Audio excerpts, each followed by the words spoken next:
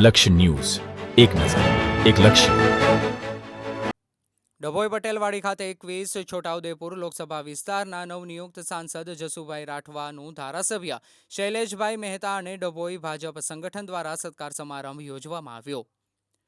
વિકાસના કામોને ગતિ આપવા માટે હરહંમેશ હાજર રહીશ. છોટાઉદેપુર લોકસભાના નવનિયુક્ત સાંસદ જસુભાઈ રાઠવાનો ડભોઈ કાનમ લેઉવા પટેલવાડી ખાતે સત્કાર સમારંભ યોજવામાં આવ્યો. આ પ્રસંગે ડભોઈના ધારાસભ્ય શૈલેષભાઈ મહેતા સહિત ભાજપ સંગઠનના હોદ્દેદારો મોટી સંખ્યામાં હાજર રહ્યા હતા અને વિકાસના કામોને ગતિ આપવા પૂર્ણ સહકાર સાથે કામ કરવા બાંહેધરી આપી હતી. સાંસદ આગામી સમયમાં ડભોઈ સહિત તેમના મત વિસ્તારમાં બાકી રહેલા કામોને પૂર્ણ ગતિ સાથે આગળ ધપાવશે તેવું જણાવ્યું હતું. રિપોર્ટર નિરંજન ચૌહાણ, ડભોઈ.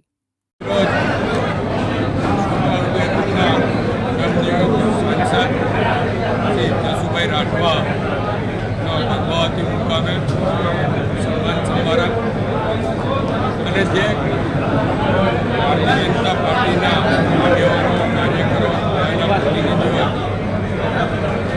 45 ડિગ્રી ગરમીમાં જે કામગીરી કરી ચૂંટણીલક્ષી અને એના કારણે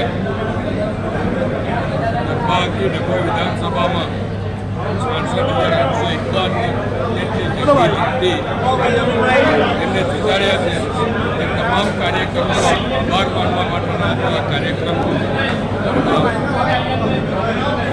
સાંસદ જસુભાઈ રાઠવા, જિલ્લાના મહામંત્રી